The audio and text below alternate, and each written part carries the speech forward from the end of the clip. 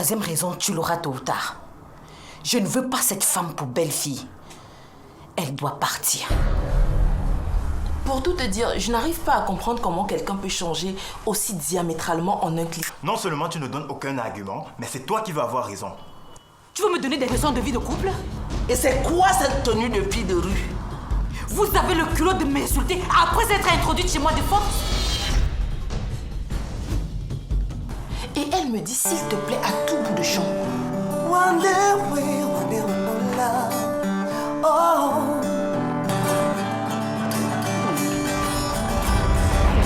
Finalement, entre la surprise, la peur, l'incertitude, je ne sais vraiment plus comment me comporter.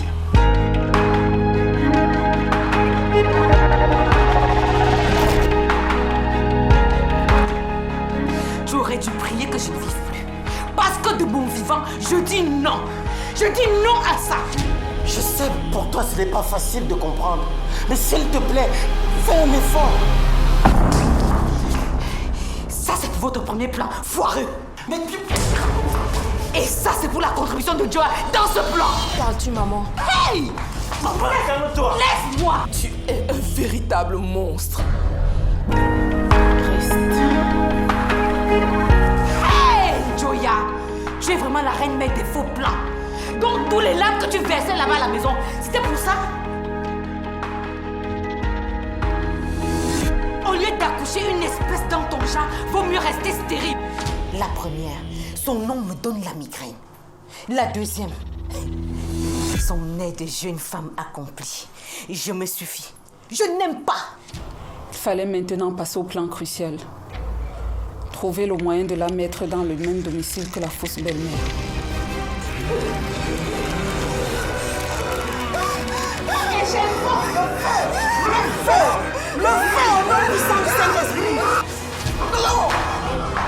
Dans certaines circonstances, l'amour, on ne peut pas le définir. Même si tu sors de la cuisse de Jupiter, sache qu'on ne fait pas ça avec moi. À invivable belle-mère, invivable belle-fille, plus.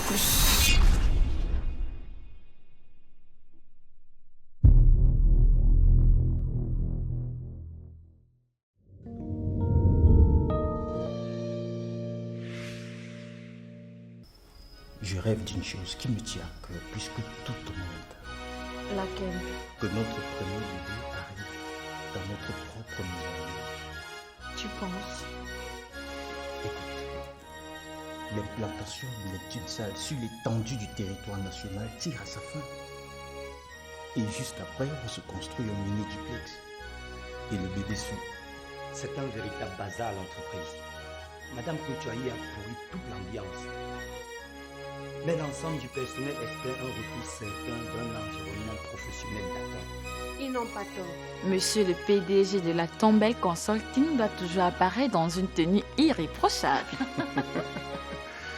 Heureusement que j'ai la plus merveilleuse des épouses pour y veiller. Faut pas pleurer, Mireille. Tu as fait tout ce qu'il fallait. Mais je l'ai abandonné, Ange. J'imagine qu'il a dû terriblement souffrir et je ne me pardonne pas de ne pas l'avoir ressenti. S'il te plaît, arrête de culpabiliser comme ça. Il était avec sa femme et elle a manipulé tout le monde. Je vais lui régler son compte à celle-là.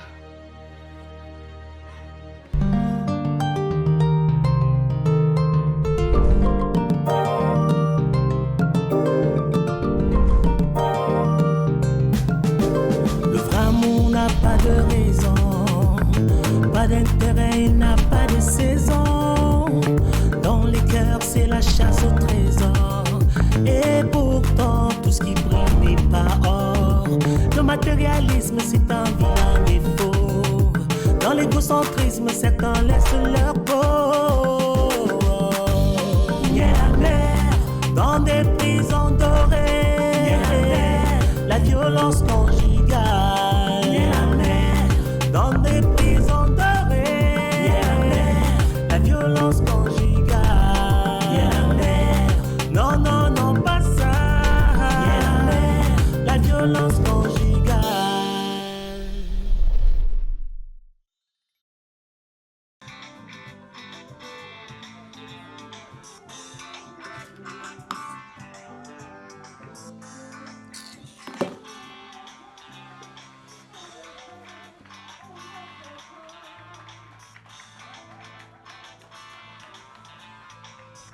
Super!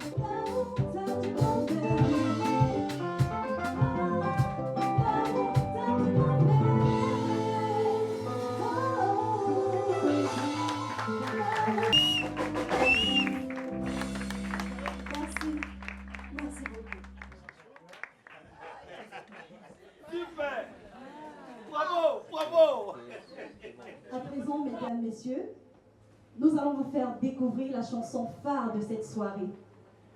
Une chanson que je dédie tout spécialement à mon amie Mira Tumble.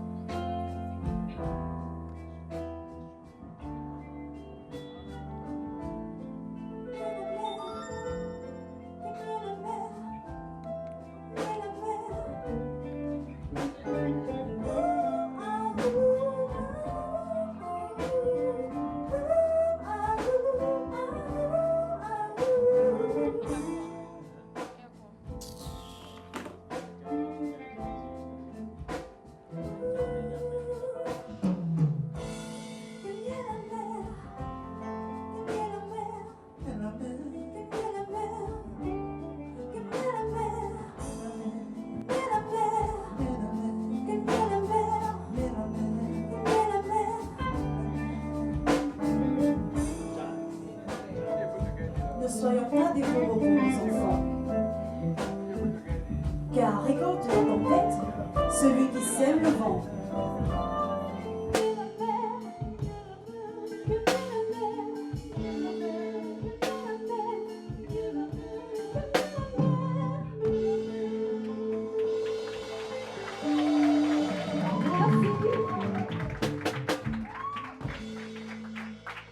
Eh oui, je vous avais prévenu.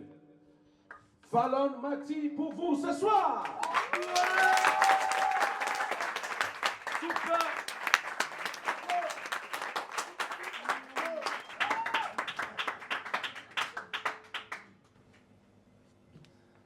Mesdames et messieurs, votre attention s'il vous plaît.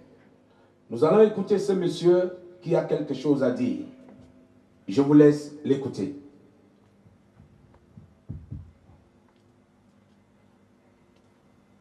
Bonsoir à tous. Je suis M. Zoubi Prosper, cadre de l'administration publique camerounaise. Je vis en couple depuis 7 ans avec Eliane, l'une des chantres qui nous ont ravis ce soir. Et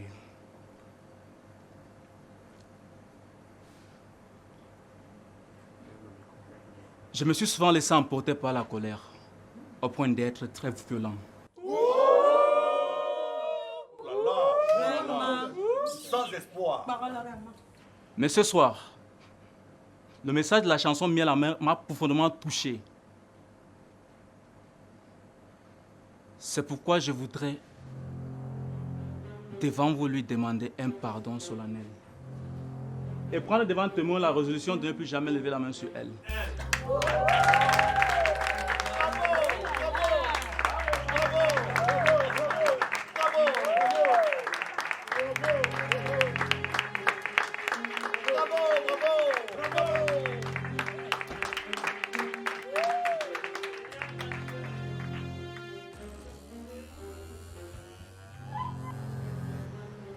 Eliane, ma chérie, veux-tu être mon épouse? Même comme malheureusement je n'ai pas apporté l'alliance, puisque ce n'était pas prévu. C'est pas grave. Oui, je l'accepte.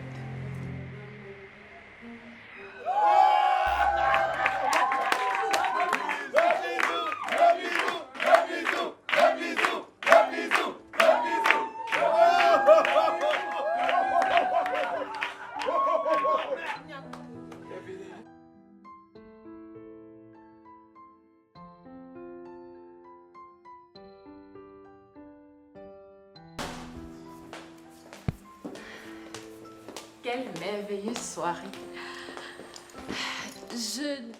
Ne me touche pas. Mais... Tais-toi. Vous m'avez bien eu. Ton albinos de belle-sœur et toi. Vous n'aurez pas pu le faire en privé. Non, non. Même pas devant la famille seulement. Non. Il fallait plus que ça. Un événement. Une foule. Pour plus de retentissement. Eh bien, merci ma chère épouse. Mais César, de quoi parles-tu? L'humiliation. Voilà de quoi je parle. Vous m'avez exposé. Présenté devant tous comme une brute. Tu t'attendais à quoi? Tu t'attendais à ce que je monte sur scène et te demander pardon publiquement comme votre clown là? Bravo pour votre mise en scène. Non, César, tu te trompes. C'était pas dirigé contre toi. Ah oui? Et pourquoi cette fameuse chanson m'était-elle dédiée? Je ne sais pas. J'étais aussi surprise que toi en le découvrant. Chérie, écoute-moi s'il te plaît. Je t'en prie. Fous-moi la paix!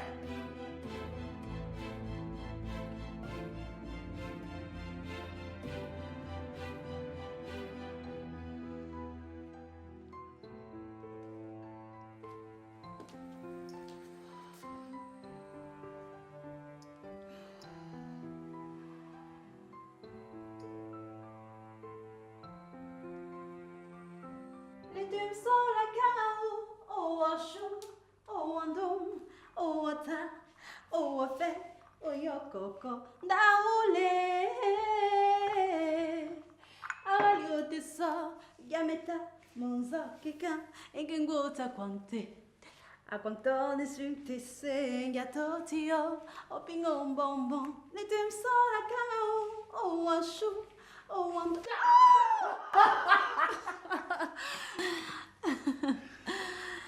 Mais c'est quoi ces manières de m'abandonner seul au moment où j'ai le plus besoin de toi? Excuse-moi, mais je suis toujours excitée avec une prestation, surtout de cette envergure. Et puis, j'avais besoin de bouger et de faire quelque chose. Justement, tu aurais dû choisir une meilleure activité que de vouloir nous servir le petit déjeuner à 6 h du mat. Écoute, assieds-toi et ne dis pas de bêtises. Je ne dis pas des bêtises. Qu'y a-t-il, chérie? Tu ne peux pas savoir ce que ça m'a créé de te voir hier sur la scène rayonnante comme ça. Avec le cri du public. Tous les yeux de ces fans qui te dévoraient. J'avais envie de crier. Elle est à moi! Elle est à moi!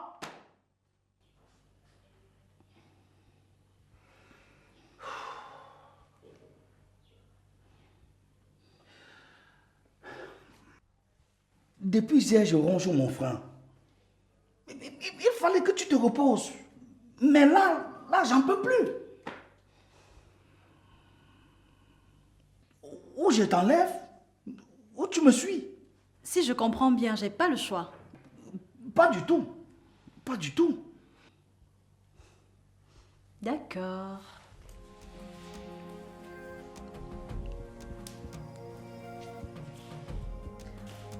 Le premier à arriver.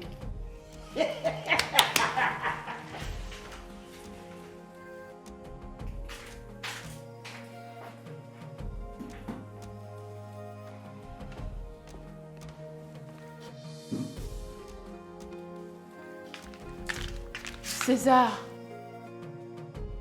Bonjour. Le petit déjeuner est presque prêt. Je n'ai pas faim. Oui, mais tu ne vas pas sortir comme ça. Prends au moins une tasse de café.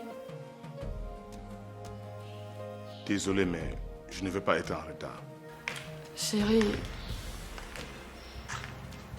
tu ne vas pas recommencer, s'il te plaît. Bonne journée.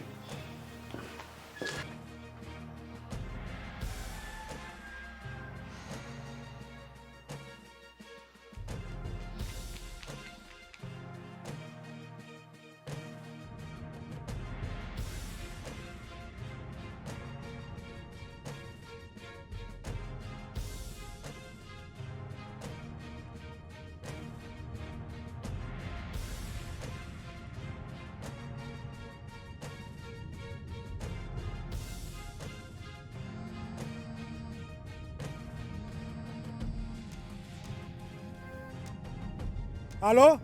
Oui. Ça se passe bien? Oui, très bien. Il n'y avait pas trop de monde aujourd'hui. Je suis d'ailleurs en train de rentrer là. J'espère vivement que tu as fini de faire à manger. Je t'appelais justement pour te prévenir que ton repas est prêt. Tu pourras te mettre à table aussitôt arrivé à la maison. Ma chérie, tu sais très bien que je n'aime pas manger tout seul. Désolée chérie. Je suis avec Georges en route pour le bureau de Fabi qui m'invite à déjeuner. Et comme tu n'étais pas là... D'accord, je comprends. Écoute, embrasse-moi la petite et bon appétit. Merci chérie. À toi aussi.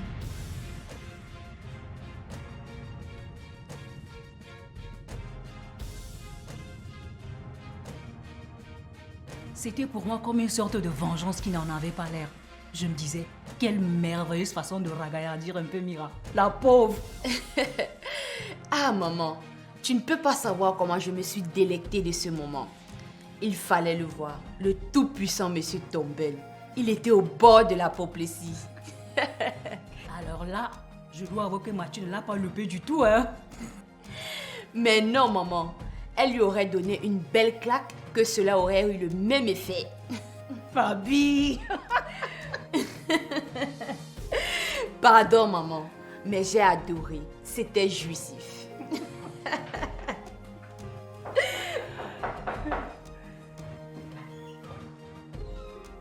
Papa, quelle belle surprise. Mais tu ne m'as pas prévenu que tu venais. En ai-je besoin pour voir ma fille chérie?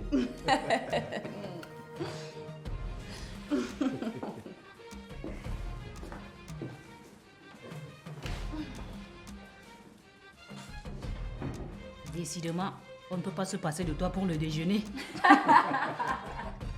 Ah non! Et puis, j'ai une idée géniale. Laquelle? Nous allons déjeuner avec mon grand.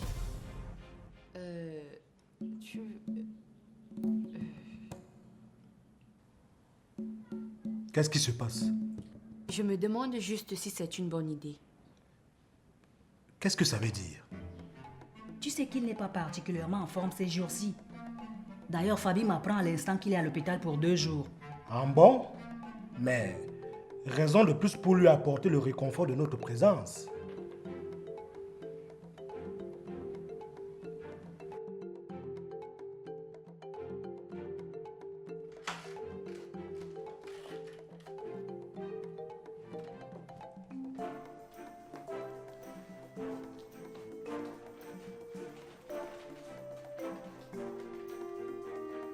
Que se passe-t-il? Il s'est passé quelque chose? Je ne sais pas. Je n'ai été informée de rien. C'est quand la dernière fois que tu l'as vu? Je suis partie d'ici hier soir pour le concert de Mati. Dans quel état l'as-tu laissé? Bien. Il regrettait de ne pas pouvoir y aller. Il avait l'air un peu triste. Mais en dehors de cela... L'avis des médecins le concernant ces derniers cas? Ils n'ont rien signalé de nouveau à ma connaissance.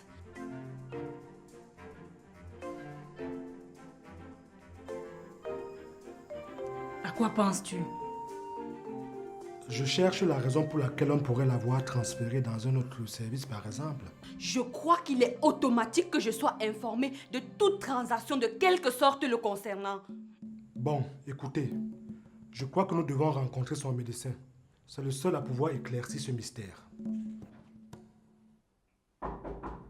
Entrez. Excusez-moi, docteur. Ma famille et moi sommes venus rendre une visite familiale à mon mari et nous ne l'avons pas trouvé. Où a-t-il été transféré?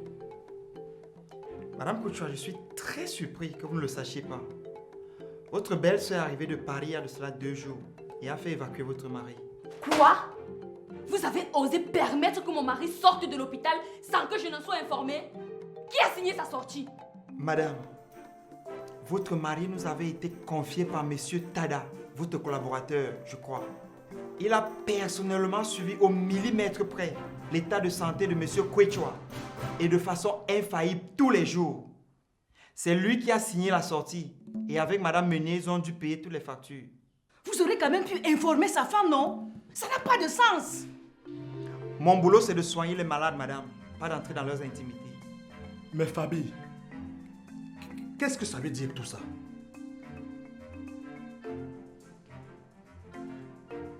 Vous avez de ces nouvelles, docteur? Ils ont pris le vol hier soir. Le docteur Méné m'a appelé il y a un moment pour me faire comprendre qu'ils ont fait un bon voyage et que son frère est désormais entre les mains, espère. Très bien, docteur. Merci beaucoup. Je crois que nous vous avons pris assez de temps. Je suis heureux d'avoir pu vous aider. Allez, on s'en va.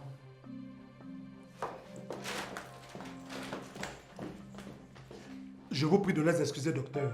C'est certainement l'effet de choc.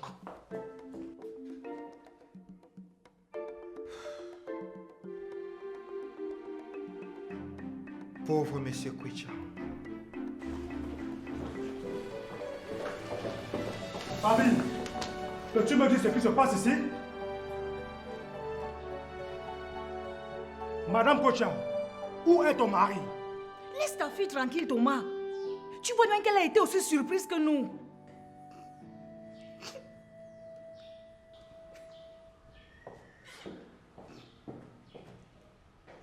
Maman, qu'est-ce que j'ai fait? Que se passe-t-il? Rien, ma fille. Et estime-toi heureuse que les choses se terminent ainsi. Pourquoi m'a-t-elle fait ça? Arrête de pleurnicher et partons d'ici.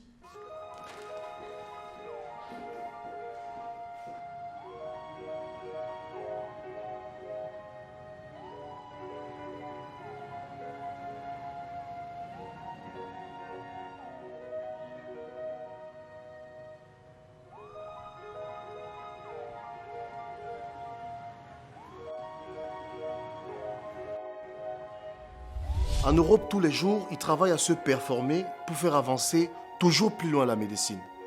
Je te propose de m'y accompagner lors de mon prochain voyage. Un de mes amis d'enfance, plutôt brillant, dirige un hôpital de référence à Paris. Pendant les 2 semaines que va durer ce séjour, sait-on jamais, nous pourrions peut-être trouver, grâce à lui, une issue salutaire face à cette maladie pas très connue dans notre environnement.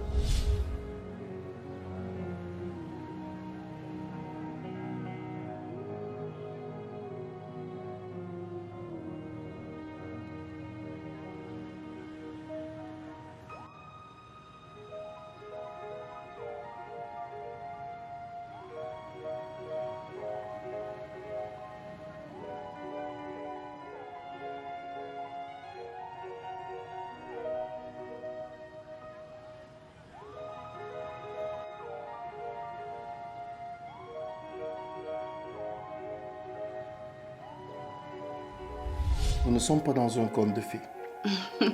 Alors, je me trompe ou bien? Non. D'ailleurs, j'en profite pour t'informer que tu es promu au sein de la Kuchas Company comme attaché de direction.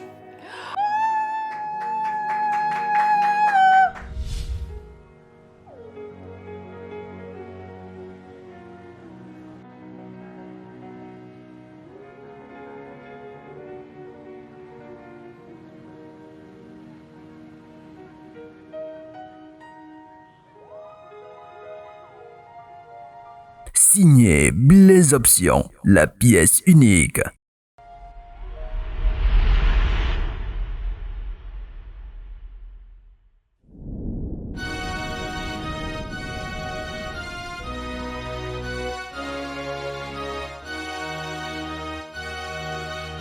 Je t'ai tout donné par amour, mon cœur, mon âme, sans détour. Je te faisais totalement confiance. J'ai mis en toi toute mon espérance. Hélas, faut pas se fier aux apparences. J'ai perdu tout mon temps à croire que tu m'aimais.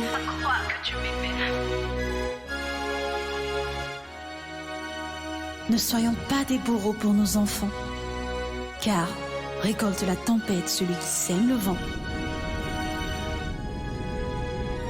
Tout ce qui brille n'est pas or, tout ce qu'on voit n'est pas d'or. La vie nous réserve tant de surprises. Mieux vaut rester aveugle au lieu de voir certaines bêtises. Il y a toujours un temps pour tout, et il y aura toujours une fin à tout.